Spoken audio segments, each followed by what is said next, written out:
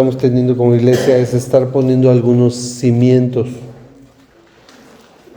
para pues después tratar de trabajar de una manera también evangelística y bueno, pero pues ahorita es poner ciertos fundamentos de lo que creemos y el tema de hoy es 7 características de la sana doctrina. Va a ser vamos a tratar de explorar qué es la sana doctrina. Todas las iglesias nos jactamos de tener sana doctrina, ¿sí? O sea, porque nadie en su sano juicio diría algo como, no, en mi iglesia no hay sana doctrina, es una doctrina corrupta o mala doctrina, ¿no? Entonces, cuando hablamos de sana doctrina, es tratar de entender bíblicamente qué es lo que es la sana doctrina, porque todos creemos tener una sana doctrina. Ahora, si yo les pregunto, ¿qué es sana doctrina? ¿Cómo definirían sana doctrina? ¿Quién? Apegado a la Biblia. ¿Apegado a la Biblia? Ajá. ¿Qué más? Te veo con ganas de decir algo ahora.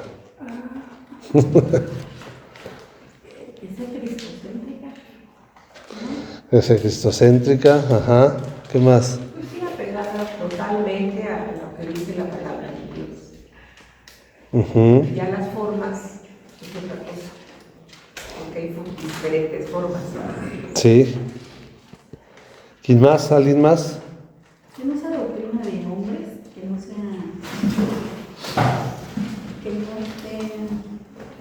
influenciada Por las filosofías, ¿no? filosofías de hombres, principalmente por eso, ¿no?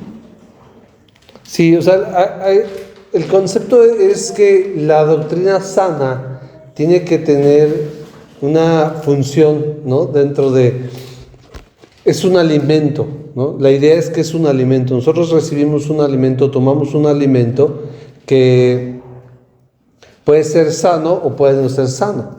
Si ese alimento es sano, ¿qué es lo que pasa? Pues nos nutre, nos ayuda, nos fortalece, nos ayuda a tener una vida saludable.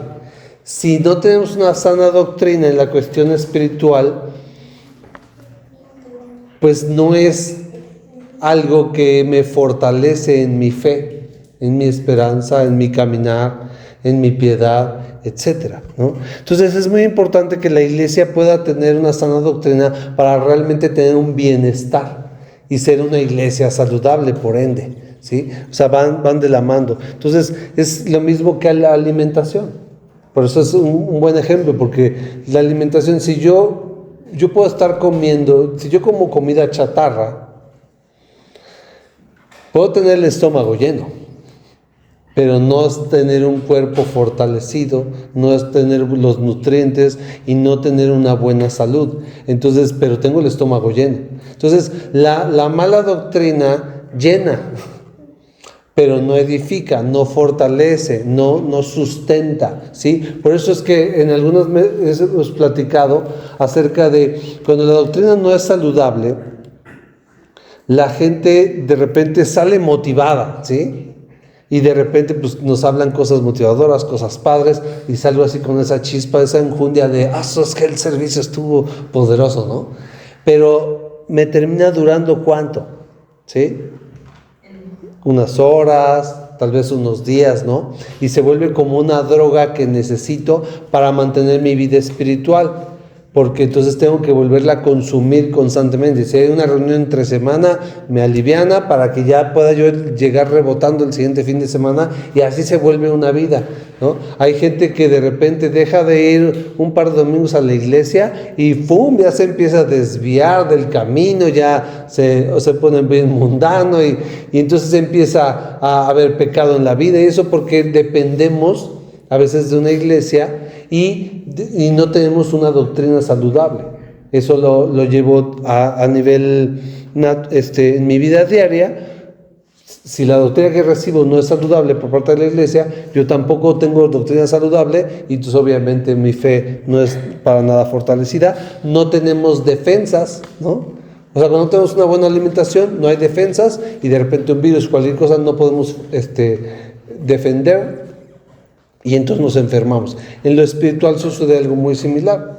No tengo una doctrina sana, bien cimentada en la palabra de Dios, cristocéntrica, lo que dicen. Entonces, ¿qué es lo que va a suceder? Cuando vienen las tentaciones, tengo una caída. Si de repente no tengo una buena doctrina, ya veo un video de YouTube que suena bien, suena bíblico y eso, y ya me dijeron una herejía, ya la creí y ya la ando propagando. Entonces, eso es bien delicado, ¿no? Entonces, hay que tener cuidado. Entonces, cuando la doctrina que consumimos no es sana, nuestra fe no va a estar fortalecida, nuestra vida espiritual está susceptible a tentaciones, a caídas, a ser manipulados. ¿Sí? El no tener buenos cimientos doctrinales, no vamos a poder discernir lo que nos están vendiendo. Ahora, ojo, es que usó la Biblia, es que citó la Biblia. Pues sí. ¿Y Satanás qué citó cuando estaba en la tentación en el desierto con Jesús? La Biblia. O sea, el que alguien use la Biblia y el que alguien cite la Biblia no lo hace bíblico, ¿sí? Y no lo hace sano. Entonces, todas las sectas se paran cada domingo a enseñar la Biblia, a discipular con la Biblia, muchas veces muy fuera de contexto. Entonces, nuestra doctrina debe ser sana para que nuestra fe esté fortalecida, podamos resistir las tentaciones y no seamos llevados por todo viento de doctrina, como dice la palabra. Entonces, nosotros estamos tratando de poner ciertos cimientos como iglesia para ir hacia donde vamos. Por eso también hemos hecho como esa reunión inicial, porque yo he estado analizando y digo, creo que es importante tratar de afirmarnos un poquito más, poner ciertos cimientos antes de tratar de llegar a traer gente, porque el objetivo no es vamos a llenar este lugar. La idea es que nosotros estemos fortalecidos, tengamos dirección y también podamos empezar a extender el reino. Pero no se trata nada más de estar trayendo gente y de llenar a la gente sin tener una dirección correcta. Entonces, vamos a ver 7 características, son 7 puntos, ¿no? Vamos a ver diferentes textos. Vamos primero a Colosenses 2, 15. Carta a los Colosenses, capítulo 2, versículo 15.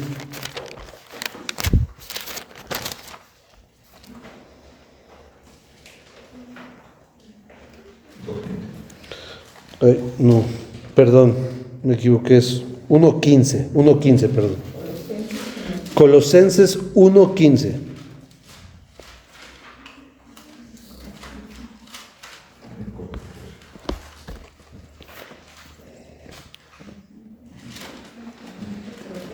Vamos a dar lectura. Él es la imagen del Dios invisible, el primogénito de toda creación.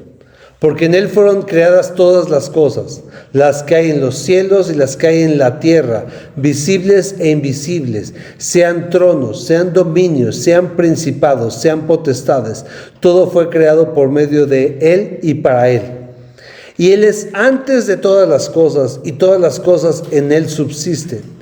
Y Él es la cabeza del cuerpo, que es la iglesia, el que es en el principio, el primogénito de entre los muertos, para que en todo tenga la preeminencia.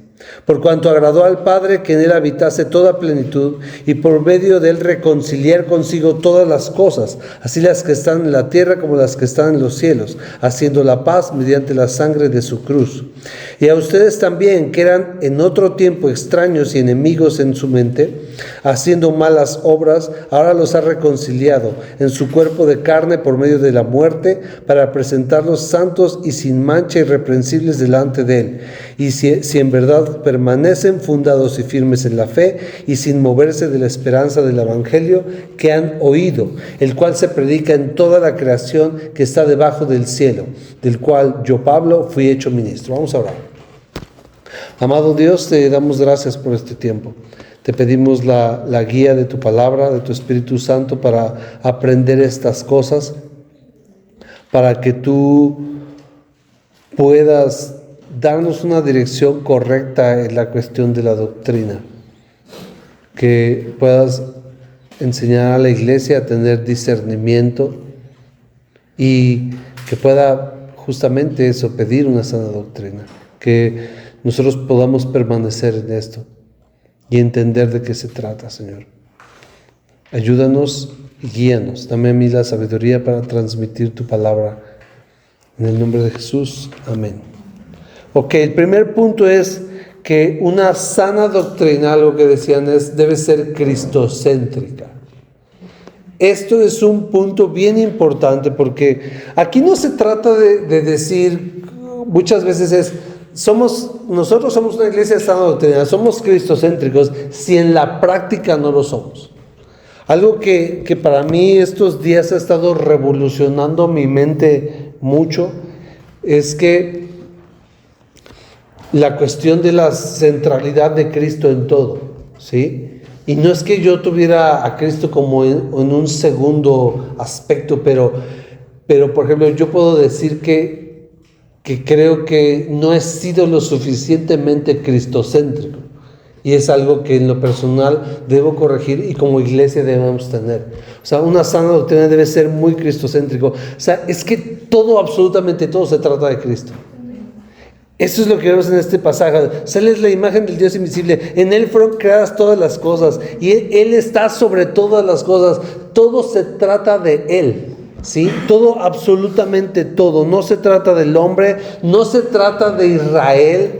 No se trata de nada de ese tipo de cosas, ¿sí? Por ejemplo, hoy tenemos movimientos exaltando mucho a Israel y entonces pues se agarra el famoso shofar y se usan términos hebreos y ahora ya hasta quieren celebrar ciertas fiestas hebreas y eso es bien peligroso. Y les voy a dar un dato cultural bien interesante.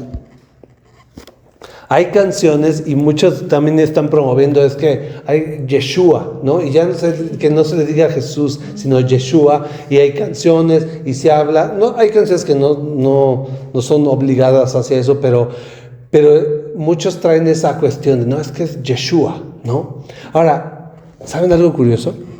En nuestras Biblias, cuando aparece Yeshua, que es en hebreo, nunca se refiere a Jesús. Es decir, o sea, Jesús, su mamá no le llamaba Yeshua, ni los cristianos le llamaban Yeshua. La palabra griega que se traduce como Jesús es Jesús. Entonces, no es Yeshua. Entonces, de repente tenemos muchos movimientos aquí de exaltando, y ay, que Yeshua, y empezamos y quitamos la centralidad de lo que se trata. ¿Sí? Y empezamos a exaltar a Israel y tenemos banderas de Israel, o hacer ciertas cosas hebreas para como sobre espiritualizar. No, se trata de Cristo. Todo se trata de Cristo y ese es el problema. Se ha corrompido mucho la teología en nuestro tiempo, mucho la doctrina y se ha quitado a Cristo de en medio. O sea, y no quiere decir que no se menciona a Cristo, no quiere decir que no se hable de Él, ni siquiera digo que no se hable del Evangelio, pero no hay una centralidad, ¿sí? Por ejemplo, muchas veces el hombre es el centro. O sea, como si todo se tratara de nosotros y toda la obra se tratara de hacia nosotros solamente. No, todo se trata de Cristo. Entonces, no es el hombre siendo salvado por Dios, es Cristo teniendo amor y misericordia, amando al hombre, salvándolo y glorificándose en todo el proceso. Entonces, a veces creo que nos ha faltado a muchos es ver a Cristo en todo y exaltar a Cristo lo suficiente. O sea, porque toda la historia de principio a fin se trata de Cristo. Él está presente en todo. ¿Qué es lo que hace el Espíritu Santo? Buscar glorificar a Cristo. ¿Qué es lo que hace el Padre? Glorificar a Cristo. Es más, cuando hablamos del matrimonio en Efesios 5, ¿qué es lo que nos enseña? Los maridos amen a sus mujeres como a Cristo amó a la iglesia. Y las mujeres sometan a sus maridos como la iglesia a Cristo. O sea, todo se centra en Cristo. ¿Y cómo debemos de ser nosotros? ¿Qué es lo que Dios va a formar en nosotros? A Cristo en nosotros. Entonces, todo se trata de Él, ¿sí? Ahorita tenemos así muchas doctrinas satánicas de prosperidad, de muchas cosas que buscan quitar el foco de donde es. El quitar, por ejemplo, a Cristo como el centro. Y no digo que lo hagamos de una manera consciente, porque no lo hacemos así, de voy a quitar a Cristo y voy a hacer otra cosa. No, pero cuando quitamos a Cristo del centro, empezamos a poner muchas otras cosas. Por ejemplo, algo muy común es el legalismo que dejamos entrar, en mayor o menor medida, Y no digo de afuera, o sea, nosotros hay que evaluarnos hasta dónde tenemos cierto nivel de legalismo. ¿Por qué? Porque cuando quitamos a Cristo totalmente del centro y del foco, el legalismo empieza a entrar de manera natural. Si ustedes analizan una iglesia que es muy legalista, que se enfoca mucho en estar ahí detrás de la gente y de estar haciendo esas cosas y obras, Cristo no es el centro. ¿Por qué? Porque cuando Cristo es el centro, ya no se trata de es que tienes que ser santo y para no irte al infierno. Se trata de ser como Cristo. Y si vamos a amar, porque es que tienes que obedecer y nosotros debemos amar a los demás porque así nos manda la Biblia. No, es que Cristo amó y así amamos nosotros. Entonces, nuestro modelo se vuelve Cristo totalmente. Nuestra motivación es Cristo. ¿Por qué queremos ir al cielo? Porque ahí está Cristo. Entonces, todo debemos enfocarlo en Él. Entonces, no es una doctrina sana por naturaleza, debe ser cristocéntrica. ¿Qué es lo que hacen muchas sectas? Lo veíamos recién que empezamos a reunirnos. Les di una enseñanza de cómo todas las sectas, grupos y religiones, desde las más paganas hasta las más pseudocristianas, tienen a Jesús ahí en medio. Siempre Jesús aparece. Puede ser un gran maestro, puede ser un ángel, puede ser un gran profeta, puede ser lo que sea, pero siempre es a Cristo, pero siempre distorsionando a Cristo. ¿Para qué? Para que cuando a la gente se le abre Cristo, ellos ya tengan una idea de, no, pero Jesús no es eso, Jesús es más bien como un modelo a seguir, o un esto, el otro, aquello, o sea, y empezamos a crear. ¿Y qué es lo que hace Satanás? Es eso, desvirtuar a la persona de Cristo. ¿Por qué? Porque Él sabe que Él es el centro de todo. Entonces empieza a cambiar, que nuestra mirada no esté enfocada en la cruz, no esté enfocada en Él, sino en otras cosas. Entonces, sí, Jesús salva, sí, murió por nuestros pecados, porque todo el mundo lo sabe en un país como el nuestro, pero nos enfocamos en las obras, nos enfocamos en lo que nosotros hacemos y estamos detrás de la gente, y esto no se hace, y esto es pecado, y esto aquí no, y nosotros no hacemos esto, porque esto es mundano, porque esto, No, en lugar de enseñar a la gente, tienes que ser como Jesús, que esa sea nuestra motivación, ser como Jesús todo el tiempo. Entonces, eso es. Entonces, cuando una doctrina no es cristocéntrica, no puede ser sana. Si no tenemos un concepto correcto de Cristo, de su gloria, del Evangelio, de todas estas cosas, de toda la persona de Jesús, no puede ser sana doctrina. Cuando el centro no es Cristo, no es sana doctrina. Pero es que hablan bien la Biblia y verso a verso y así le enseñan, y los maestros son muy buenos maestros en la palabra. Sí, pero si no es cristocéntrica, no es sana. Si Cristo no es el centro, no es sana.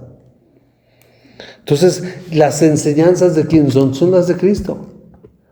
Nosotros perseveramos justamente en la doctrina de los apóstoles. ¿Y cuál es la doctrina de los apóstoles? La que Jesús les enseñó. Y hoy el hombre se ha vuelto el centro, ¿sí? El centro para, por ejemplo, para la cuestión de la prosperidad, ¿no? El Evangelio de la prosperidad se trata del hombre siendo prosperado, siendo beneficiado por Dios y por que ya no hay enfermedades y ya no hay esto, ya no hay el otro, y todo se trata de ¿qué? Del hombre. Entonces el hombre es el centro. Eso es muy peligroso y eso es satánico. Se vuelve que sí motivacional, que sí psicológica, que sí unas charlas bien poderosas, bien padres para cambiar mi vida y mejorar mi vida. Sí, pero el cambio realmente viene cuando yo estoy en Cristo. ¿Qué es lo que dice Jesús cuando habla de la vid? Yo soy la vid, ustedes los pámpanos. Quien permanece en mí, este da fruto. Entonces hablamos de ciertas cosas en la iglesia, de cómo cambiar, cómo mejorar mi vida, de una manera muy humanista, que suena bien, que suena interesante, que nos beneficia, que nos ayuda en ciertas cosas, pero no es la forma. ¿Por qué? Porque ¿cómo voy a dar fruto yo? Estando pegado a la vid. No hay otra forma. Todo lo que yo pueda hacer, pueden ser ciertos frutos, pero solo pegado a David puedo dar un buen fruto. Entonces se vuelve todo cristocéntrico. Si la doctrina no glorifica a Cristo, no es sana doctrina. Entonces, es lo que les decía, cuando nosotros empezamos a quitar el foco de eso, ¿qué es lo que tenemos? Doctrinas legalistas. No entendemos la gracia, no entendemos la salvación, no entendemos el evangelio, y entonces empezamos a desvirtuar, la imagen de Cristo se empieza a desvirtuar. Obviamente se creen las doctrinas esenciales, la Trinidad y Jesús es Dios y ciertas cosas, sí, pero no se centra, nos olvidamos de Cristo. Entonces lo ponemos a un ladito y empezamos a predicar y empezamos a enseñar. ¿Por qué? Porque a veces nos falta fe para creer que una persona solamente por estar pegada a Jesús va a dar buen fruto. Pero esa es la realidad.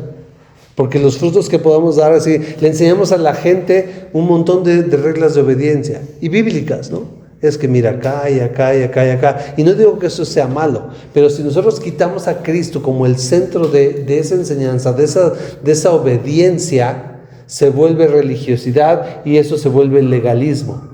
Y eso termina dando un mal fruto. Y por eso llegamos a un punto donde todos nos empezamos a señalar nuestros pecados y nuestras faltas. Y nos volvemos la policía espiritual. Y entonces estamos muy pendientes de lo que hace o no hace el hermano. Y eso es muy peligroso.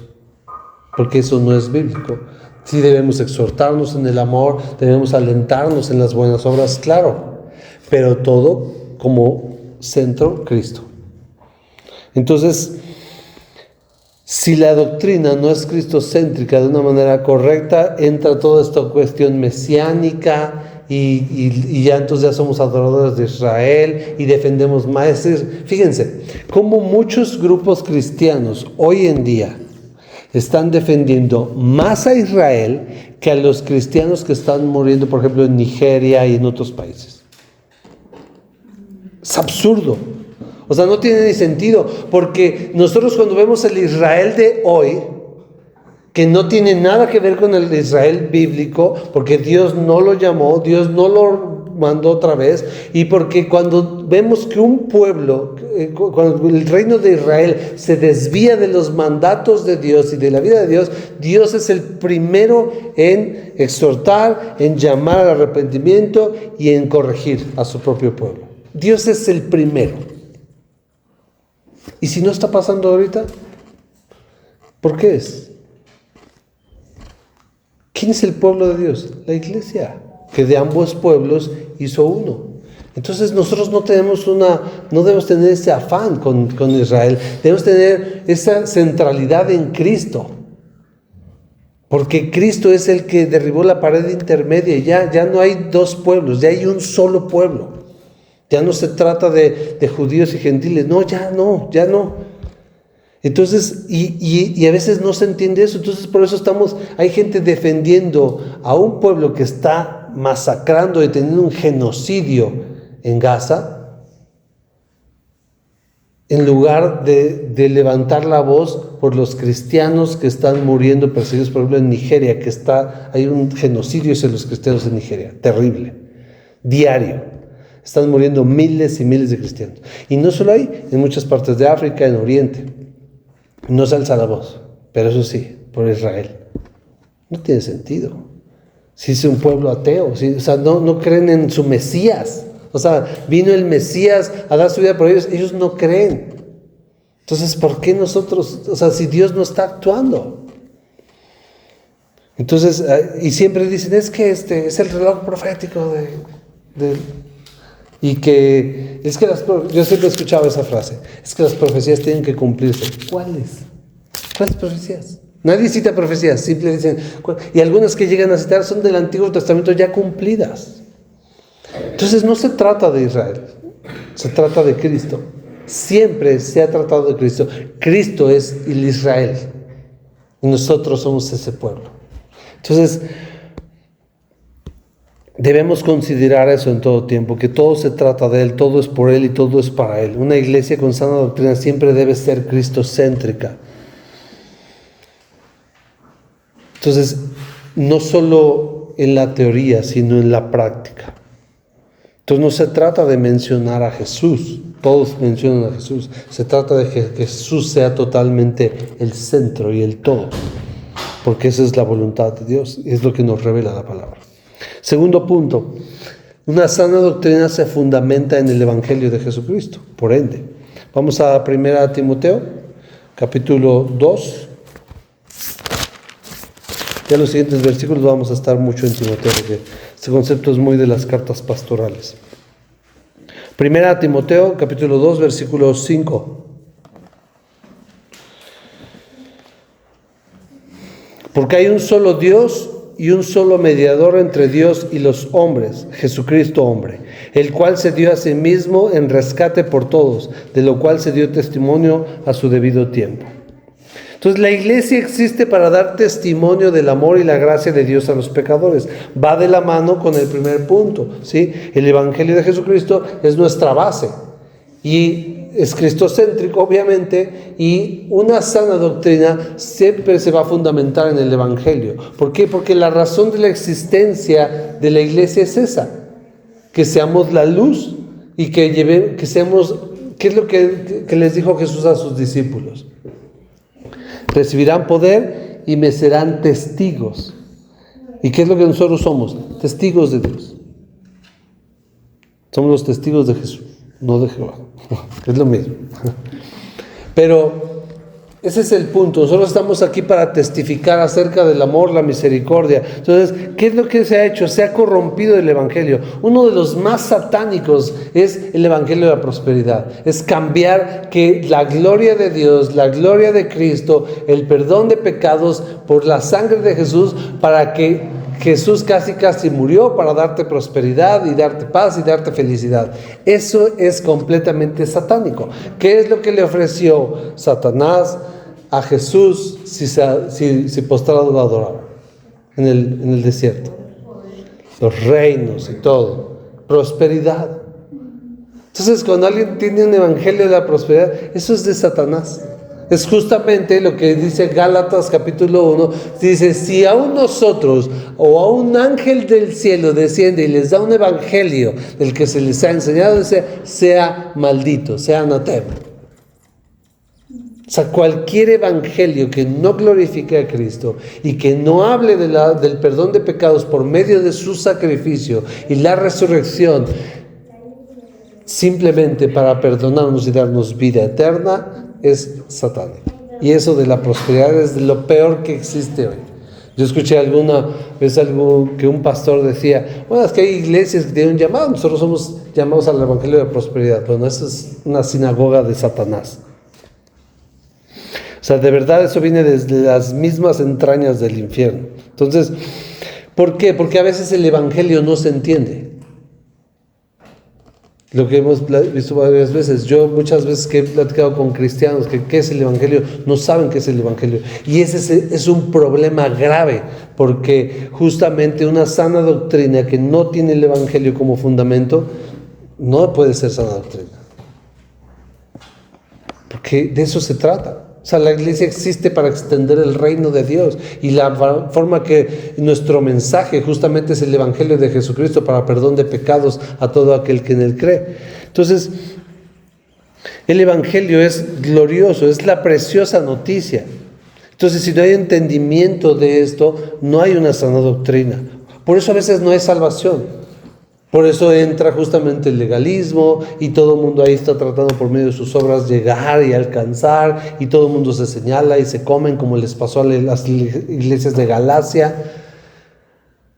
Es muy fácil porque en lugar de ver a Cristo empezamos a vernos y a hacernos pedazos, y eso es terrible.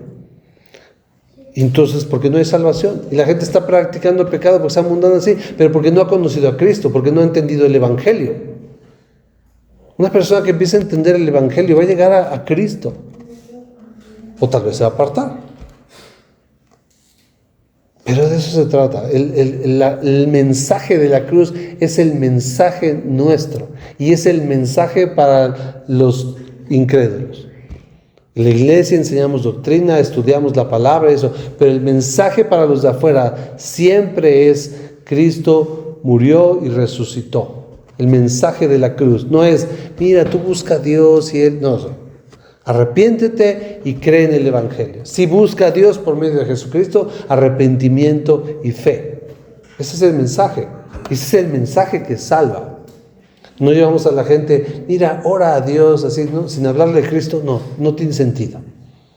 Porque primero necesitan ser reconciliados con Dios por medio de Cristo. Y ya después pueden orar. Pero si no hay una oración por medio de Cristo, no es una oración escuchada o atendida de parte de Dios. Entonces se ha cambiado el mensaje de la salvación por mensajes motivadores, por mensajes de bienestar, por mensajes que hacen sentir bonito y me hacen sentir así, que de repente confrontan algunas cosas, pero es más un sentido humanista, ¿sí? O es un cambio humanista para mejora de mi persona, pero no a través de Cristo y no para la gloria de Cristo, sino para ser mejor en esta sociedad. Debo recordar que el Evangelio es poder de Dios para salvación a todos los que creen. Entonces hemos cambiado a veces la predicación del Evangelio por mensajes poderosos, entre comillas, obviamente, que sí aturden, que sí mueven, porque mover las emociones no es difícil. Si yo me pongo aquí a gritar y a poner así más poderoso y más así efusivo, pues sí empiezo así como que a lebrestar a la gente, ¿no? Pues eso pasa, pero no se trata de eso. Se trata de centrarlo en Cristo, no centrarlo en mí o en la iglesia o lo que sea, en Jesús y en su Evangelio. Entonces el Evangelio sigue siendo poderoso hoy y sigue siendo el mensaje central para la salvación de los hombres. No es algo que podamos cambiar. Yo sé que ya lo hemos visto varias veces en este tiempo, pero es muy necesario que si no está el Evangelio en medio, no hay sana doctrina. Entonces, y aún para nosotros sigue siendo un mensaje importante. ¿Por qué? Porque es siempre entender que no son mis obras, lo que veíamos la semana pasada. ¿Por qué tomamos la Santa Cena? Somos pecadores arrepentidos. No la tomamos porque seamos perfectos y santos, intachables y querubines. La tomamos porque Dios nos amó y nos perdonó. Es una expresión del Evangelio. ¿Y cuánto necesitamos el Evangelio nosotros? Todo el tiempo. Entonces el Evangelio siempre debe estar en nuestra doctrina. Punto 3. Tiene la Biblia como autoridad, como máxima autoridad. 2 Timoteo 3:16.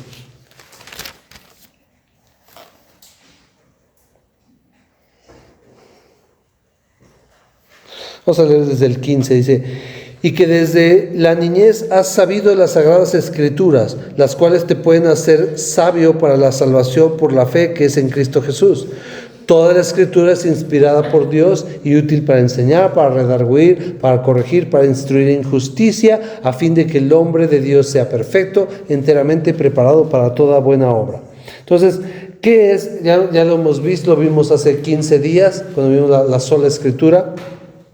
La Biblia es la máxima autoridad para nosotros en cuestión de fe y de vida para el creyente. No dependemos de tradiciones, de dogmas de hombres, de coberturas, de experiencias, de apóstoles, etcétera, etcétera, etcétera.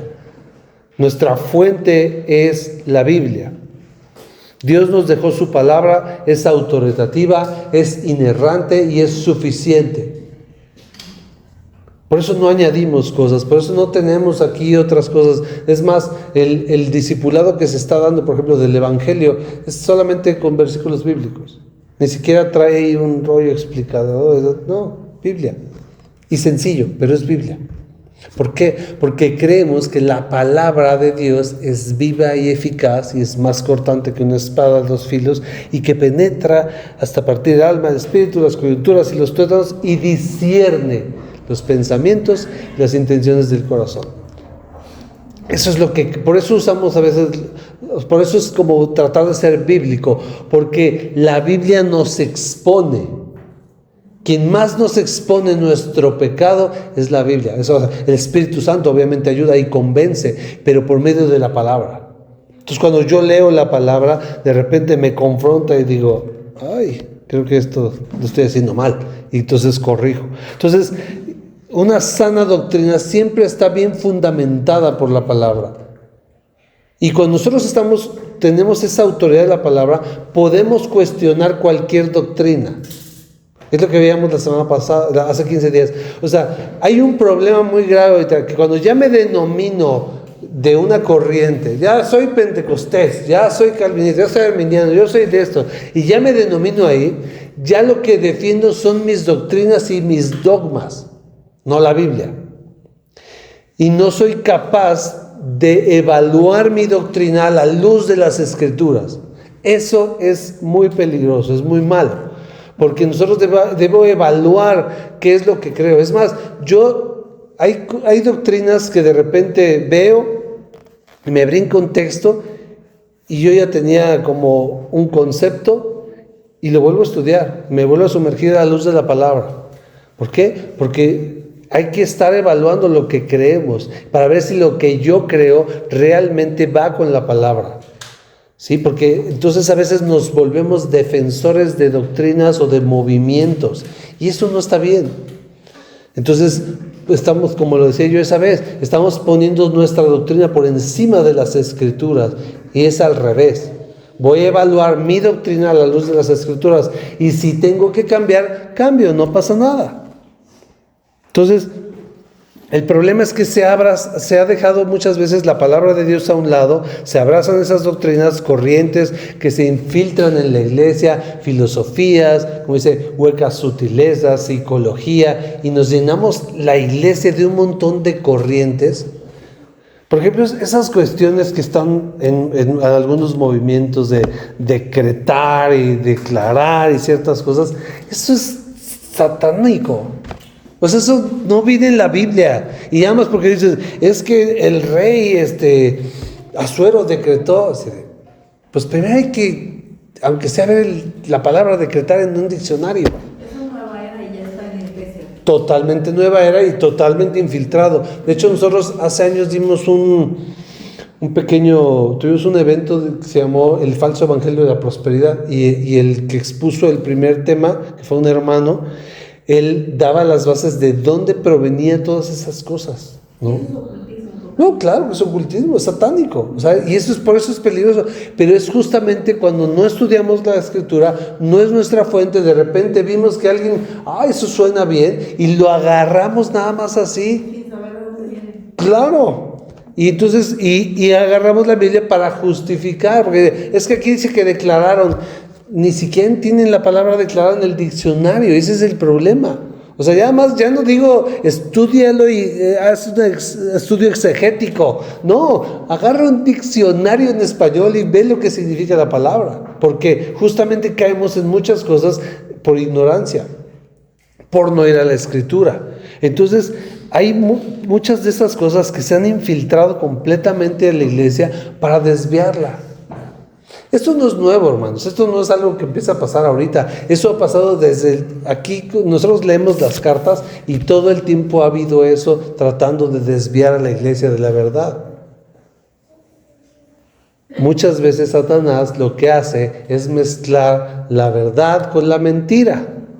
¿Para qué? Pues para que no veas dónde empieza uno y dónde termina el otro. Y así confundirnos. Y entonces empezamos a tener un montón de cosas aquí metidas. ¿Por qué? Porque no se lee ni se estudia, mucho menos. Y a veces solo se acomodan un par de textos en un sermón. Es decir, hay muchos sermones y la mayoría de los sermones, desafortunadamente, son así.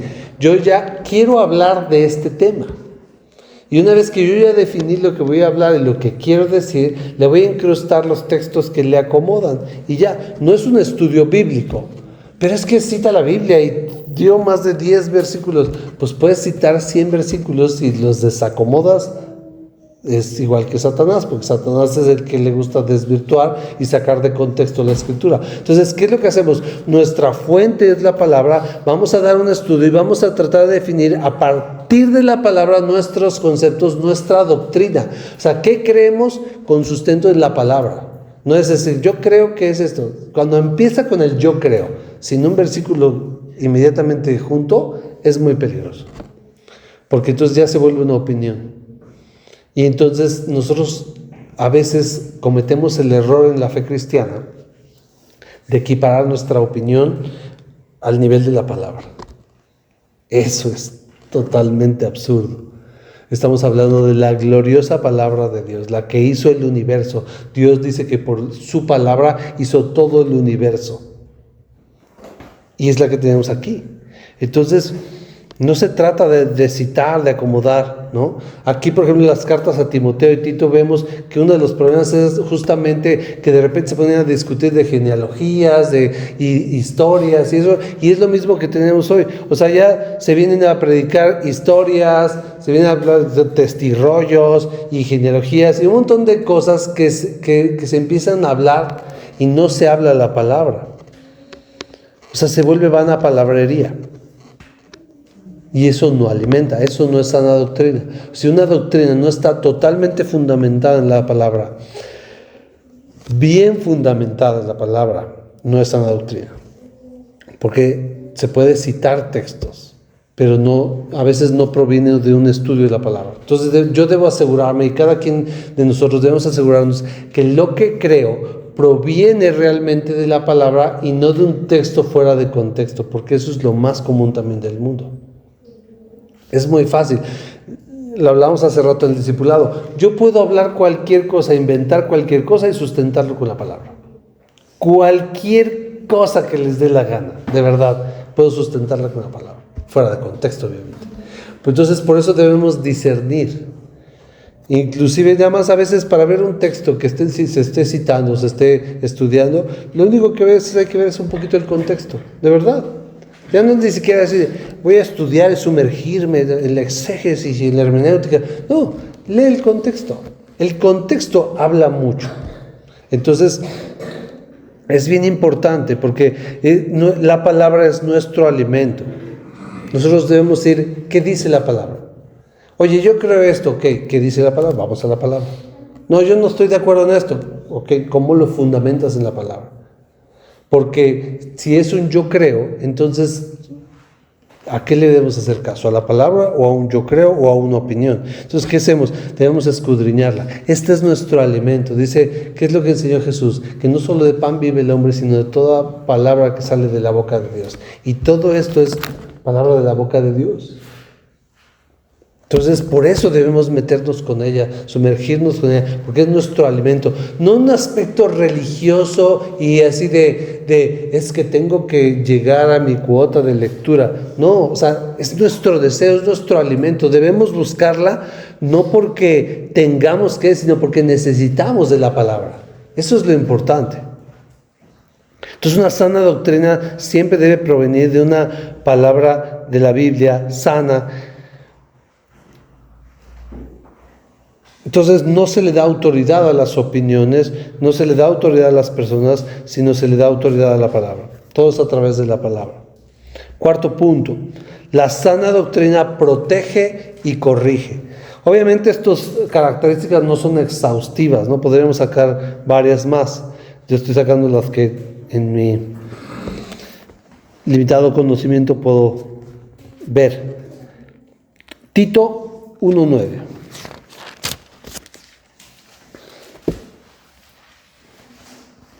Tito 1:9, dice, retenedor de la palabra fiel tal como ha sido enseñada, para que también pueda exhortar con sana enseñanza y convencer a los que contradicen.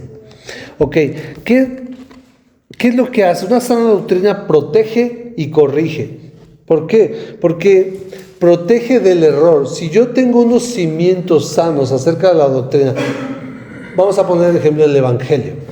Si yo entiendo bien el Evangelio, la muerte de Jesús por mis pecados, la justificación, la redención, esos términos que son palabras importantes que debemos entender, porque no es para saber terminología, sino porque el entender el Evangelio correctamente me afirma mi fe bastante, me hace descansar, sabiendo que no es por obras, no depende de mi esfuerzo, sino de la obra perfecta de Cristo. Entonces, si yo tengo una sana doctrina en el Evangelio, por ejemplo, cuando venga alguien a decirme que tuve una caída y va a señalar, no, es que tú te vas a ir al infierno, no.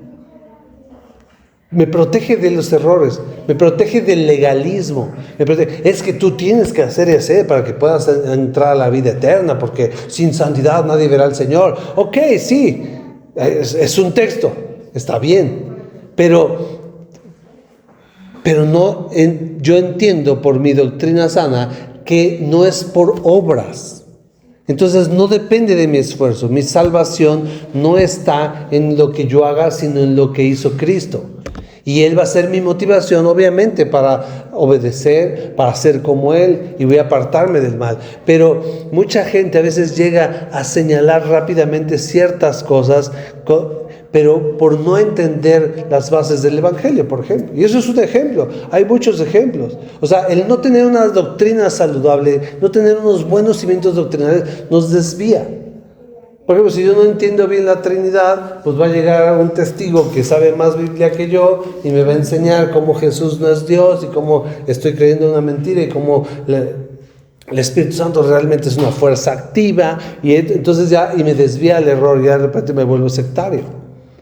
Entonces, el tener ciertos cimientos y una sana doctrina me va a proteger de ese error y va a corregir ciertos errores. ¿Por qué? Porque si yo estoy creyendo algo que no va alineado a la Biblia, la sana doctrina va a corregir ese error.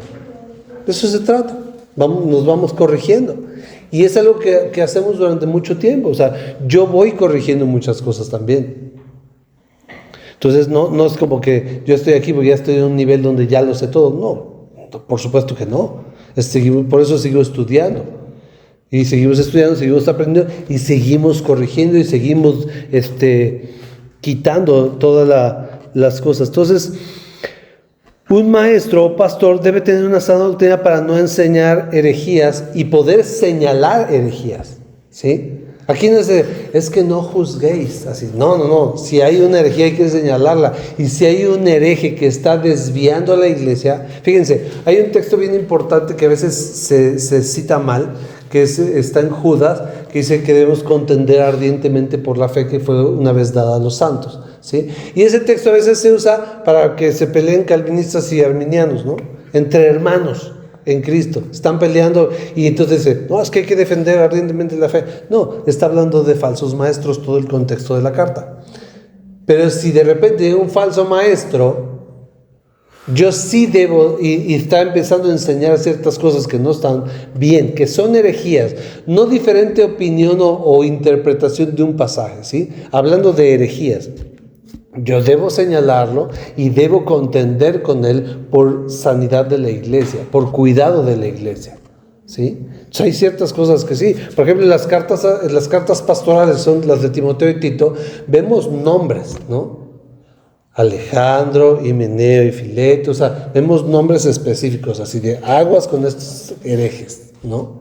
Entonces nosotros sí podemos mencionar algún hereje hay que tener cuidado. Sí, claro. No se trata de estar viviendo atacándolos, ni diciendo nada, ni tener por hereje cualquiera. Pero cualquiera que venga, por ejemplo, y pervierte el Evangelio, por ejemplo, ¿podemos decir que Maldonado es un hereje? Sí, con todas sus letras, porque el cuate ha desvirtuado el Evangelio glorioso de Jesucristo por un Evangelio de la prosperidad que viene desde Satanás. Entonces es un hereje, porque se la pasa diciendo herejías. Entonces eso no es pecado, no está mal. Es más, hay que decirlo. Entonces nuestras creencias deben ser siempre filtradas a la luz de la palabra para poder corregirlas, ¿sí? Porque si yo estoy creyendo un error y defiendo, como decía hace rato, mi doctrina, no la voy a filtrar y no la voy a poder corregir. Pero si la palabra de Dios es la autoridad para mí, filtro a través de la palabra y puedo corregir algún error y me protege de seguir en esos errores. Entonces, aquí también algo importante es que debemos nosotros poner ministros en la iglesia, pastores, conforme a los requisitos bíblicos. Por ejemplo, nosotros en un tiempo vamos a trabajar esa parte, porque yo en este caso, si voy a ser pastor de manera oficial en la iglesia, aunque para muchos ya no sea, pero debe haber un proceso bíblico, porque es la forma en que la iglesia avala. Cuando nosotros, hoy en día esto ya está fuera de moda. Ya no se filtra a los pastores y a los ministros con un proceso bíblico. Y entonces justamente tenemos herejes en los púlpitos, enseñando cosas. ¿Por qué? Porque de repente llegó un cuate, un pseudo profeta, y le dijo, es que Dios dice que tú vas a ser pastor. Y entonces el cuate dice, yo lo abrazo por fe, voy a abrir mi iglesia. Y ya empieza a tener gente, y ya ves, sí ha llamado a Dios, y de repente todo el mundo desviado y repitiendo las herejías de siempre. La Biblia no enseña que llega un profeta y te dice que vas a ser pastor. Eso sucedió en el Antiguo Testamento con los profetas y había una revelación y era diferente y llegaba con el rey, pero no es el mismo modelo que tenemos hoy. En ninguna parte de la Escritura, en el Nuevo Testamento, en el Nuevo Pacto, vamos a ver que así se nombran pastores. La forma en que se nombran pastores o que se levantan pastores es muy simple. No es nada mística, no es así de Señor y que se forma una flecha con una cruz con mi inicial de mi apellido para que yo entienda que tú me estás llamando a esto. No, dice, el primer requisito bíblico que nosotros vemos en la carta a Timoteo es el que anhela obispado, buena obra desea. Entonces el primer paso es que hay un anhelo. Y es una locura querer ser pastor. O sea, es de locos. O sea, no es algo que digas, sí, sí se me antojó, quiero ser pastor. No. O sea, realmente no. Es algo que Dios pone y es algo que lo confirma la iglesia. Entonces, si dice que Dios obra tanto el querer como el hacer por su buena voluntad. Entonces, cuando una persona tiene este deseo totalmente loco, fuera de este mundo, de querer ser pastor, ser ministro, muchas veces proviene de Dios. Ahora, ¿cómo vamos a comprobar que viene de Dios? Porque dice, bueno, sí, hay una persona que yo veo que desea realmente, que quiere servir al Señor y que quiere ser pastor. Entonces quiere decir que Dios se lo puso. ¿Cómo filtramos eso? A través de la palabra, que ahí lo dice. Primer requisito, como dice, el que anhela obispado, buena obra desea. Pero es necesario, dice después, sea irreprensible, no dado al vino, no pendenciero, no codicioso de ganancias deshonestas, no de una sola mujer, etcétera, etcétera, etcétera, etcétera. O sea, hay ciertos requisitos que deben ser. Entonces, un ministro, por ejemplo, yo, porque tenemos que tener este proceso nosotros, yo tengo que ser evaluado ¿por quién? Por la iglesia.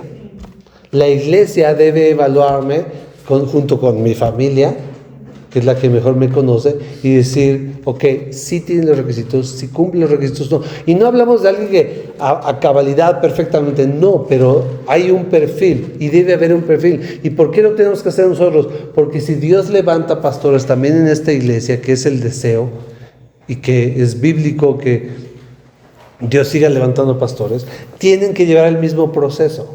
Y tiene que haber un antecedente. Es que Carlos empezó, no importa. ¿Por qué? Porque también es la forma en que ustedes van a decir, sí queremos que seas nuestro pastor. Ya no es imposición. Entonces, ahí debe de ser un proceso. Y eso es algo que se ha olvidado mucho. ¿Por qué? Porque el pastor justamente debe corregir, debe proteger la doctrina. Es una de las funciones más importantes.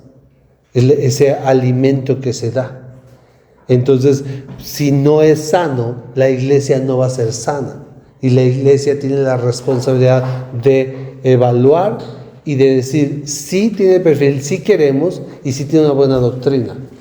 Porque si no la tiene, entonces, cuidado, es peligroso. Entonces, uno de los problemas, que hay tantas herejías y tantos problemas en la iglesia moderna, es que ya nadie se basa en los requisitos. Simplemente se pone, pues es que enseña bien y mira, tiene buen corazón. Pues órale, dale, y ya. Sí, o sea, qué bueno. Y son cualidades parte, pero la Biblia enseña otra cosa. Y debemos ser fieles a lo que enseña. Si queremos ser una iglesia de sana doctrina, tenemos que hacerlo así también. Entonces se ordenan ministros bíblicamente, se exige una sana doctrina al liderazgo, pero obviamente yo también tengo que meterme en la doctrina, ser humildes para ser corregidos, No se puede corregir error si no hay humildad. No se puede. Porque para poder ser corregido, tengo que tener aunque sea un poco de humildad y poder reconocer que puedo estar equivocado.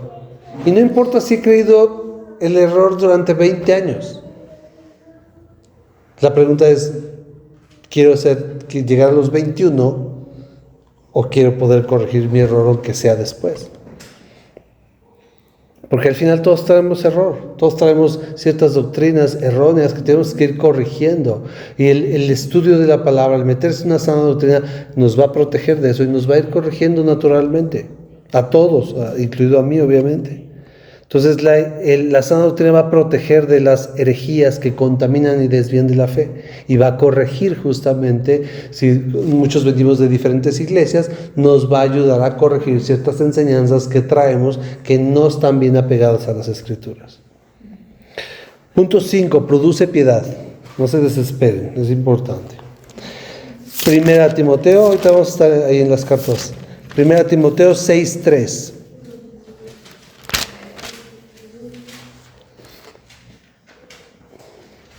Si alguno enseña otra cosa y no se conforma a las sanas palabras de nuestro Señor Jesucristo y a la doctrina que es conforme a la piedad, está envanecido, nada sabe y delira acerca de cuestiones y contiendas de palabras, de las cuales nacen envidias, pleitos, blasfemias, malas sospechas, etc. La sana doctrina debe sí o sí producir piedad. ¿Qué es la piedad? Es una vida transformada por la verdad del Evangelio centrada en Cristo. Es visible en buenas obras, disciplina, rectitud moral, contentamiento, conforme a la sana doctrina. Entonces, la piedad es algo que va a surgir de una manera natural, que va a ser producida por una sana doctrina. ¿Sí? Una vida piadosa, no religiosa, y no vamos a decir, y la vida piadosa es que las mujeres no usan aretes y siempre vestido largo. Esa no es la vida piadosa. Hablamos de buenas obras, de una vida práctica, de buenos frutos, de una vida sometida al Espíritu, no en un aspecto legalista. La piedad no tiene que ver con un señalamiento de los pecados de los demás, porque yo me siento superior, porque el primero que busco ver mi viga soy yo. Entonces la piedad tiene que ver con esa vida conformada a la palabra, a la santidad, a ser como Cristo. O sea, ¿cuál es el objetivo más importante de nuestra vida? Ser como Cristo. Si en verdad somos cristianos, si en verdad estamos en esta vida, ¿cuál es nuestro objetivo supremo? Ser como Cristo, porque ese es el objetivo de Dios para nosotros, revelado en la Escritura. Es lo que dice, por ejemplo, en Romanos, que todos los que aman a Dios, todas las cosas les ayudan a bien. Estos a los que conforme a su propósito son llamados. Y ese propósito, versículos más adelante, es hacernos conforme a la imagen de su Hijo. Ese es el objetivo de nuestra vida. Y ser conforme a Cristo es ser piadoso. Entonces, ¿qué es lo que sucede cuando no hay una sana doctrina? Ahí entra el legalismo.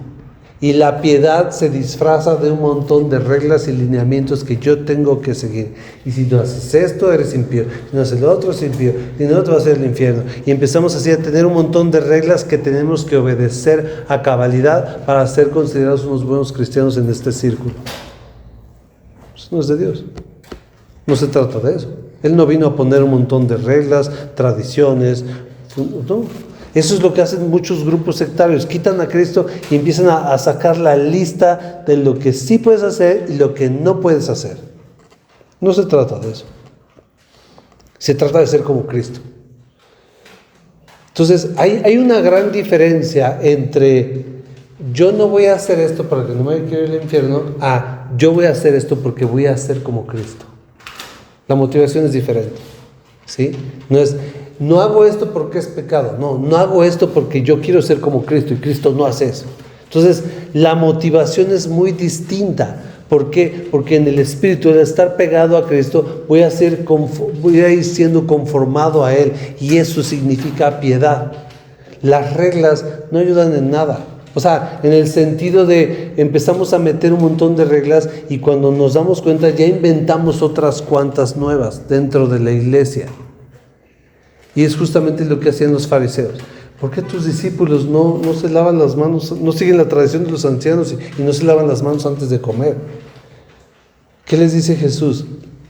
No es lo que entra, sino lo que sale. Entonces, el legalismo lo que hace es limpiar lo de afuera, siempre. Limpia lo de afuera y se basa en un montón de lineamientos generalmente externos. ¿Qué es lo que hace la piedad en Cristo? Limpia de adentro hacia afuera. De modo que muchas veces cuando una persona está siendo tratada por Cristo, exteriormente vamos a ver que dice, pues no se ve que no está avanzando nada. Porque exteriormente nosotros vemos lo de afuera y nos basamos en eso y decimos, pues no, porque yo veo ciertas cosas que como que no. Pero Dios trabaja de adentro hacia afuera. Y Dios trata ciertas cosas de una manera interna e íntima que no están a los ojos de los demás. Y muchas veces Dios está así. Entonces hay una persona que está ahí siendo tratada y estrujada por Dios en ciertas prácticas que no son agradables a Dios y que son de una manera muy quizá oculta, que nadie ve. Y Dios está tratando muy fuertemente con esa persona, limpiando de adentro.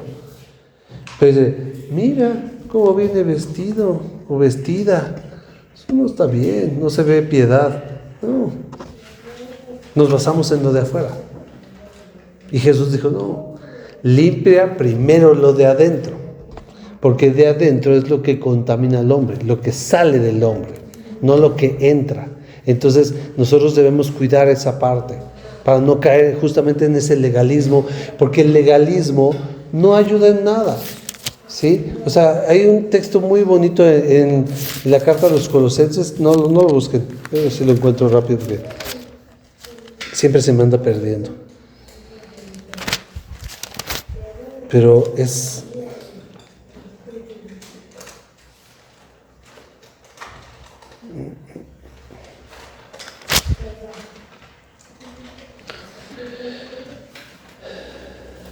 Dice, pues si han muerto con Cristo en cuanto a los rudimentos del mundo, ¿por qué como si vivieran en el mundo se someten a preceptos tales como no manejes, ni gustes, ni aun toques, en conformidad a mandamientos y doctrinas de hombres, cosas que todas se destruyen con el uso? Tales cosas tienen a la verdad cierta reputación de sabiduría en culto voluntario, en humildad y duro trato del cuerpo, pero no tienen valor alguno contra los apetitos de la carne. ¿Qué significa esto?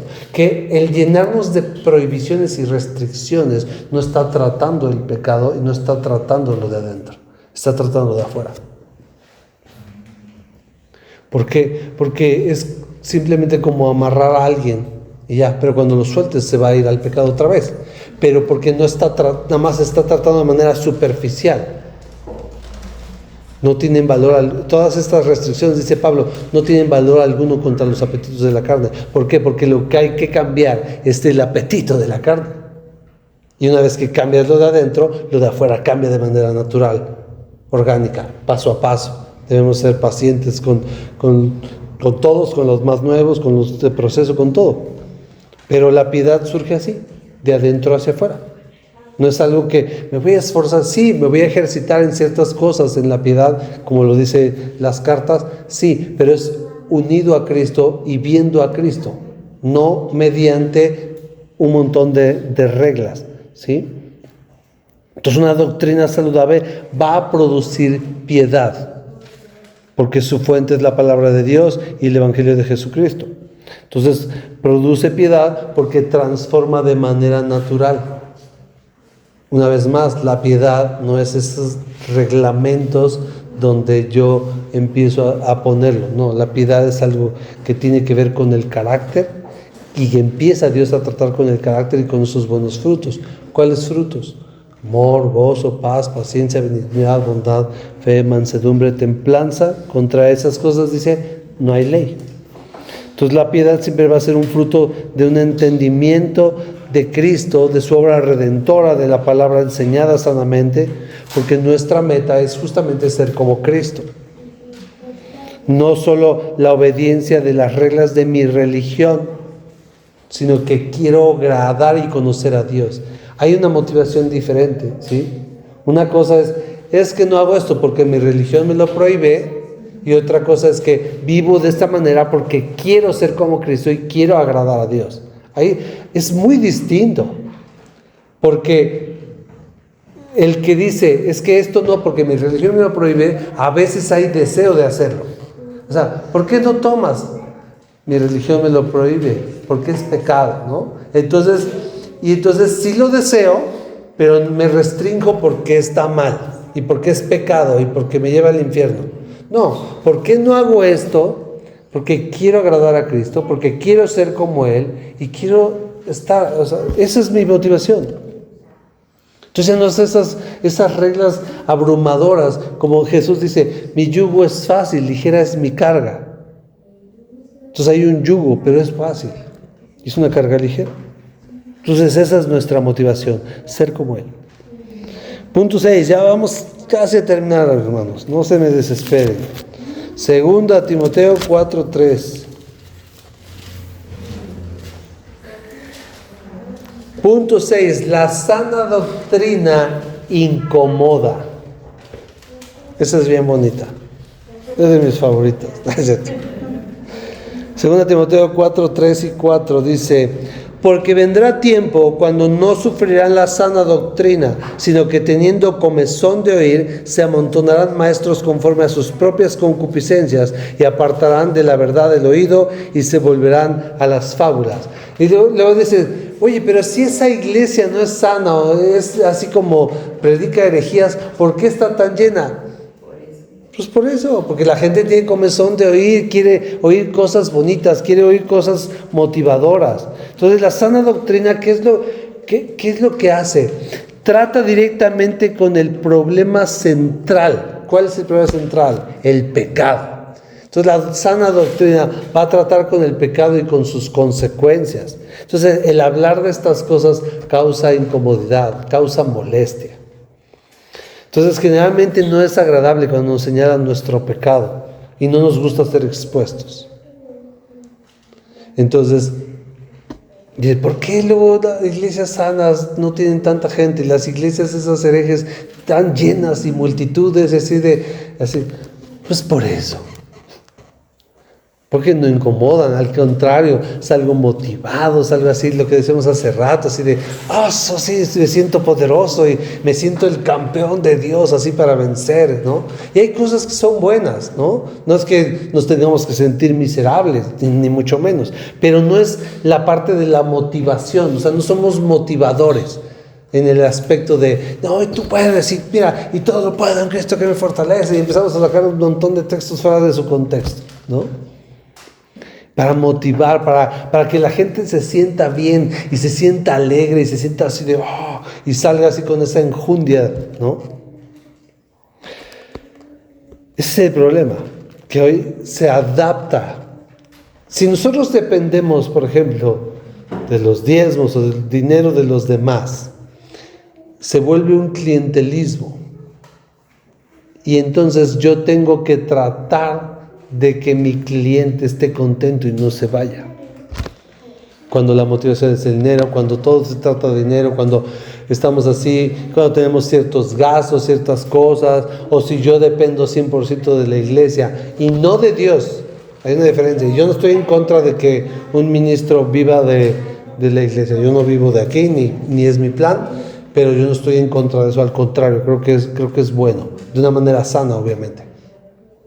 Pero si no, la dependencia no es de Dios, entonces voy a tratar de tener contenta a la gente. Y si yo detecto que un mensaje, porque uno se da cuenta aquí de todo, si un mensaje incomoda, porque sí me ha tocado muchas veces, no aquí, pero muchas veces me tocó predicar y ver la cara de molestia y de incomodidad de la gente, ¿no?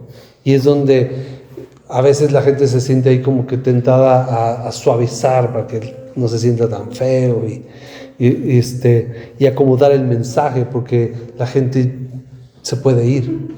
Y entonces empezamos a adaptarnos. ¿Y qué es lo que siempre vende? Bueno, pues si yo vendo prosperidad, eso vende mucho.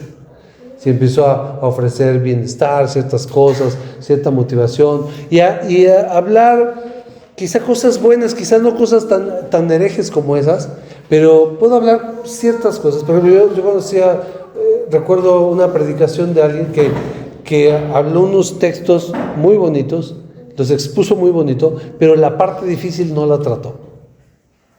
La parte que habla del pecado, de ciertas cosas, así, no la trató. Como que, esa no, así, muy superficial, ¿no? Sino la parte que habla de Jesús, de cómo la obra de Cristo y ciertas cosas, y cómo la justicia de Dios, está bien. Porque la sana doctrina fiel va a incomodar, y está bien. Porque muchas veces Dios lo que quiere es sacarnos de esa comodidad y confrontarnos. Nosotros empezamos Dios empezó a ponerle el sentir de iniciar esta obra justamente porque estábamos muy cómodos. Yo no soy de Dios me dijo, pero esa vez sí. Esa vez sí yo estaba, y de veras creo que estaba sentado muy cómodo, creo que estaba orando, pero de una manera así tranquila y relajado y orando a Dios. Y de repente escuché su voz así, o sea, una voz así en el interior, de esas que no fallan, así de, estás muy cómodo. Y así de, sí, la neta sí, sí estoy cómodo. Y ya sabía lo que significaba eso, ¿no? Y es renunciar a la comodidad. Y la sana doctrina es eso, sacarte de la incomodidad, de la comodidad, incomoda. Y si hay un pecado del cual estamos luego abrazando, la sana doctrina va a tratar directamente con él y va a incomodar. Yo una vez a una persona le dije, no quería dejar ciertas situaciones de pecado. Y le dije, es que si tú no dejas, te vas a terminar yendo de la iglesia. Y ni siquiera porque yo te corra. Dice, no, ¿cómo crees? Me encanta la iglesia. Y no sé qué, ¿no? Va a pasar. Le digo, ¿por qué? Le digo, porque tratamos las cosas de pecado. Y cada vez te vas a sentir más incómodo. Y te vas a terminar yendo, porque no vas a poder con la incomodidad. Te vas a sentir señalado. Dicho y hecho, así pasó, exactamente. Se fue al poco tiempo. Y hablando mal de mí, diciendo que yo era muy religioso y legalista y ciertas cosas, ¿no? ¿Por qué? Porque justamente para mucha gente cuando se trata de estas cosas es religiosidad. Porque nos gusta nada más la parte bonita. Pero Dios nos trata, Dios nos va a limpiar. Y la palabra nos va a ir purificando. Y eso es lo que hace. Y muchas veces va a tratar directamente con nuestro pecado. Nos va a avergonzar a veces, ¿no? Y más cuando no lo queremos dejar. Entonces, ¿qué es lo que hacemos? Pues hablar cosas de prosperidad, de bendición, de cómo nos va a ir bien con Dios, cómo el camino de Dios va a resolver todos nuestros problemas, ¿no? Y evitamos tocar ciertos temas chocantes o religiosos, ¿no? Y a los que hablamos mucho así nos dice, es que la mucha letra mata. Y sacando de contexto la palabra. Pero lo que citaba hace rato de Hebreos 4:12, que la palabra es viva y eficaz y expone. O sea, la misma palabra, cuando somos fieles a la enseñanza o fieles en la lectura de la palabra, ¿qué es lo que hace? Exponer mi pecado. Por eso dice que discierne las intenciones y los pensamientos. O sea, saca a la luz y me expone mi maldad. Y entonces me incomoda. Y si yo no quiero ir a Cristo, quiero abrazar mi pecado, más me va a incomodar. Por eso a veces luego la gente dice, no, es que esos son bien religiosos, ¿no? Así es como que, no, es que son medio legalistas. Porque hablas del pecado. Pero sin santidad nadie verá al Señor. Entonces, ¿por qué es importante tratar con el pecado? Pues porque vinimos a limpiarnos de nuestra maldad y a ir a Cristo. Entonces, no podemos estar con el pecado aquí a un lado y con Cristo enfrente. No podemos, no se puede vivir de esa manera. Se cree que se puede vivir de esa manera, pero eso no se puede vivir así. Entonces, la sana doctrina tiene que tratar con nuestro carácter, con nuestra maldad, con nuestros pecados, para irnos purificando. Entonces, tiene que incomodarnos. Y no quiere decir que todos los días, no quiere decir que todo el tiempo, pero sí va a tratarnos y irnos limpiando todas esas cosas. Porque esa sana doctrina nos lleva a buscar a Cristo y a ir a Cristo para limpiarnos, para recibir esa purificación. Entonces, la predicación de una sana doctrina en este sentido, pues obviamente no siempre es popular. A la mayoría de la gente no le gusta, y más cuando si no quiero abandonar mi pecado, pues no voy a ir a alguien que me hable de mi pecado, ¿no? Voy a ir a alguien que me haga sentir bien, que yo puedo y que sí me trate, pero medio superficialón, pero que me haga sentir bien. Bueno, no es lo que vamos a encontrar aquí. ¿Por qué? Porque se trata de abandonar el pecado. Pueden decir que somos legalistas, pueden acusarme a mí de religiosidad, está bien. No sería ni la primera ni la última, pero es necesario tratar esas cosas y es necesario santificar la iglesia. Es necesario. Todos tenemos pecado y es algo que debemos admitir. Aquí lo que se trata es que no practicamos y vivimos practicando el pecado. Hay una gran diferencia. Una cosa es que yo tenga una caída, un tropiezo y me levante y siga mi camino en el camino de Dios, y una cosa es que yo viva practicando continuamente el pecado. Primera de Juan dice que el que practica el pecado es del diablo, el que practica la justicia es de Dios. Entonces, y la iglesia debe tratarlo. Último punto, ahí mismo 2 Timoteo, ahí mismo donde estábamos, versículos 6 y 8, capítulo 4, 2 Timoteo 6 al 8. Pablo está despidiendo, esto es maravilloso, Pablo se está despidiendo, ya es considerada su última carta probablemente. Dice, porque yo ya estoy para ser sacrificado y el tiempo de mi partida está cercano. He peleado la buena batalla, he acabado la carrera, he guardado la fe. Por lo demás, me está guardada la corona de justicia, la cual me dará el Señor juez justo en aquel día, no solo a mí, sino a todos los que aman su venida. Punto 7, que es la sana doctrina, preserva y da esperanza eterna.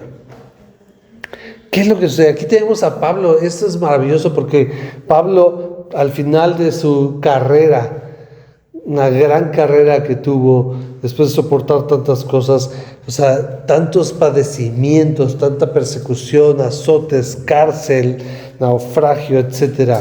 Él, ¿qué sucede? Sigue guardando la fe. O sea, dice, he peleado la buena batalla, he acabado la carrera, he guardado la fe. ¿Sí? Una sana doctrina nos va a llevar a esto. ¿Por qué? Porque podemos ver de qué se trata. Podemos ver la gloria de Dios, podemos entender el glorioso evangelio de Jesucristo. Vemos a Cristo como lo más preciado, es lo que Pablo tenía. Pablo tenía totalmente los ojos puestos en Jesús todo el tiempo. Entonces, él decía, todo lo que sufro vale la pena. Lo que les decía, creo que la otra vez, me encanta la carta a los Filipenses y se me hace algo que tan loco. Pablo escribiendo desde una cárcel, sufriendo, motivando a la iglesia de los filipenses, o sea, motivándolos él, o sea, dándoles ánimos, ¿no? O sea, no la iglesia dándoles ánimos a Pablo, Pablo, tú puedes soportar, mira, en Cristo y tú has, o sea, no. Pablo alentando a la iglesia desde la cárcel, desde el sufrimiento, gócense en el Señor, regocíjense en el Señor, les dice. O sea, eso es maravilloso, es una locura. Ese es el Pablo que tenía los ojos puestos totalmente en Jesús y no le importaba. O sea, cuando le llega el profeta Ágabo, ¿se acuerdan en el libro de los Hechos? Y le quita el cinto, se lo pone y le dice, así con este cinto van a apresar al dueño de este cinto. Y entonces dice, todos pues quieren ahí guardarlo. Y dice, mira, no vayas, estoy dispuesto a esto y más por Jesús. Y lo cumplió, él murió por Cristo. Y sufrió por Cristo. ¿Por qué? Porque tenía una sana doctrina, tenía un entendimiento claro de la gloria de Dios, del Evangelio, de las verdades hermosas y eternas. Y entonces esa fe y esa lo preservaba y le daba una esperanza eterna. Él no miraba lo temporal. Aquí de repente dice, es que los hermanos no me saludan bien, ya no voy a ir a la iglesia. Así de... Y Pablo así de, ¿neta? O sea, Pablo con toda la espalda lacerada así de verdad. Por eso te apartaste de Cristo, es que son medios así, no me gustaron ciertas cosas, y mejor me alejé porque son hipócritas. Así ponemos el Evangelio. Decía el finado pastor MacArthur, creo. Dice que cuando la gente le decía que no voy a la iglesia porque hay muchos hipócritas, dice, pues ven, hay lugar para uno más. Cuando nosotros tenemos una sana doctrina, sí podemos decir como Juan en Apocalipsis, ven Señor, ven. O sea, nuestra esperanza es verlo, ver que llegue, que regrese. O sea, estamos anhelantes de su regreso. Esa es la esperanza que tenemos. Y nuestra fe es preservada justamente por eso, porque cuando entiendo estas verdades tan hermosas, las abrazo. Todo lo que pueda pasar aquí vale la pena. No importa, porque mi esperanza no se vuelve en lo temporal. Tenemos una fe llena de esperanza que crece día a día, que nos mantiene firmes, que nos lleva a mirar hacia lo eterno. Y a decir, pues aquí sí está todo horrible, pero yo voy a un lugar mejor. Yo no pertenezco aquí. Es lo que dice Pablo. Nosotros no pertenecemos a este mundo, a este tiempo. Pertenecemos a esa ciudad celestial. Entonces, ¿cuál es el problema? Que una mala doctrina mantiene enferma espiritualmente a la gente, sin esperanza, sin fe, sin buscar, batallan por estar firmes. Y hay un deseo solamente por las cosas temporales. Cuando una doctrina es mala, no está bíblica, simplemente se busca la mejora temporal. O sea, ¿qué es lo que ofrece el Evangelio de la prosperidad? Una mejora temporal. Que te vaya bien, que estés sano, que ciertas cosas temporales. Entonces, cuando tenemos una doctrina que no está sana, nuestra fe va a estar fluctuando. Y va a depender de las circunstancias. ¿Sí? Si me va bien contento con Dios y bien metido con Dios. Si me va mal, si no, pues es que Dios no me quiere, pues es que me da así puras pruebas. Pero cuando nuestra fe está bien fundamentada en la palabra de Dios, lo que venga no importa. No quiere decir que siempre vamos a estar sonrientes, pero vamos a estar firmes en Él. Porque simplemente va a ser, pues, ¿a dónde más iré si solo tú tienes palabras de vida eterna? Entonces la sana doctrina nos ayuda a mantener los ojos en Jesús y que nuestra vida está segura en Él, escondida con Cristo en Dios.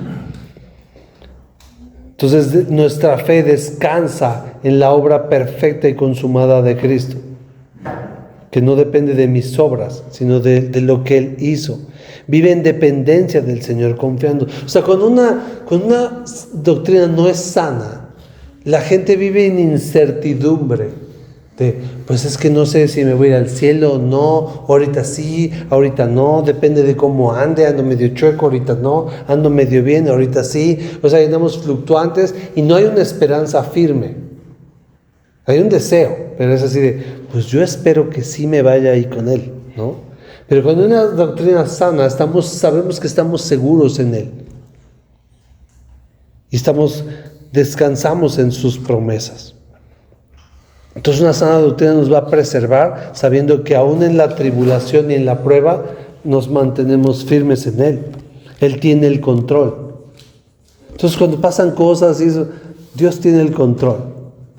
Ese texto de que a los que amamos a Dios todas las cosas ayudan a bien, eso significa que toda la tribulación y toda la prueba va a ayudar a bien a conformarnos a Cristo. No solo los tiempos buenos, también los tiempos malos. Los va a usar Dios para glorificarse en nuestras vidas.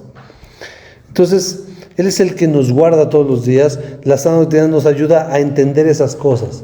Ahora, la sana doctrina no es para jactarnos de tener sana doctrina, ni mucho menos. Es para que practiquemos y para que siempre exijamos y siempre entendamos estas cosas. Entonces nos ayuda a vivir con la mirada arriba en las promesas eternas, sabiendo que esta leve tribulación momentánea no es comparable con la gloria venidera que en nosotros ha de manifestarse, como dice la palabra. Así que la iglesia debe pedir una sana doctrina, siempre.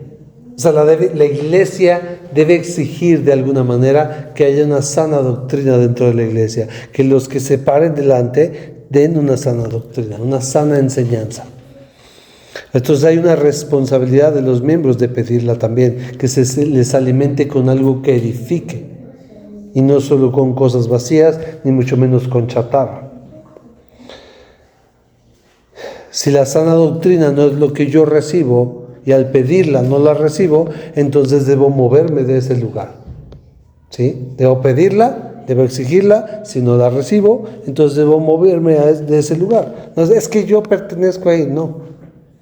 Porque debo priorizar esa parte.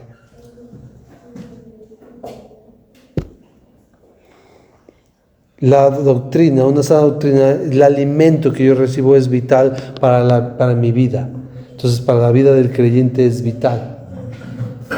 Por eso hay tanta inestabilidad en el cristianismo muchas veces, no siempre.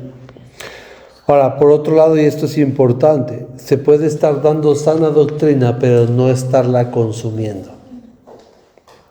¿Sí?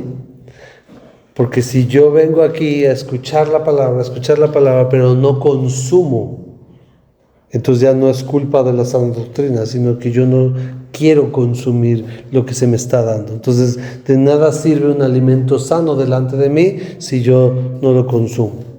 O sea, que no lo llevamos a la práctica. Que no lo llevamos a la práctica, o que no recibo la palabra, o que no me importa la palabra. Simplemente es dar un paseo, ¿no? O no estoy de acuerdo, y nada más simplemente es como asistencia. Entonces, la pregunta de reflexión es, ¿estoy recibiendo la sana doctrina? ¿La estoy consumiendo? Si sí, me gusta, la estoy llevando a la práctica. Y otra cosa que debemos evaluar, ¿qué frutos estoy viendo en mí? Así que, como conclusión, la sana doctrina es cristocéntrica, se fundamenta en el Evangelio de Jesucristo, tiene como máxima autoridad la palabra de Dios. La sana doctrina protege y corrige, produce piedad, pero también incomoda y preserva y da esperanza eterna. ¿Amén? Vamos a dar gracias a Dios. Amado Dios, te damos gracias por tu palabra. Gracias porque por medio de ella tú nos instruyes, tú nos capacitas, tú nos enseñas. Gracias, mi Dios, porque tú tienes cuidado de nosotros.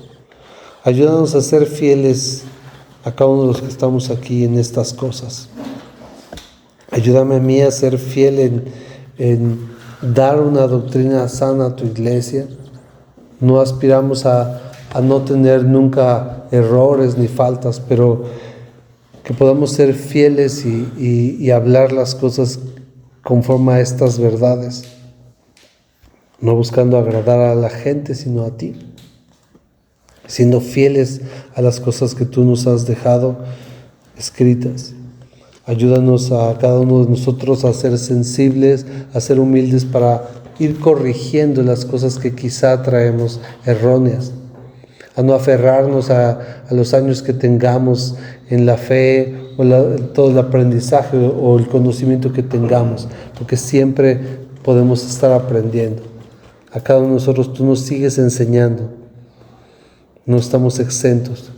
Que tu palabra nos ayude a corregir las deficiencias, a preservarnos, a protegernos de las malas enseñanzas que de repente escuchamos en las redes sociales y que podamos filtrarlas a la luz de tu palabra. No a desechar inmediatamente, pero sí a filtrarlo y a cuidar lo que consumimos, para que seamos sanos en la fe y eso pueda dar un buen fruto para la gloria de tu nombre. En el nombre de Jesús. Amén.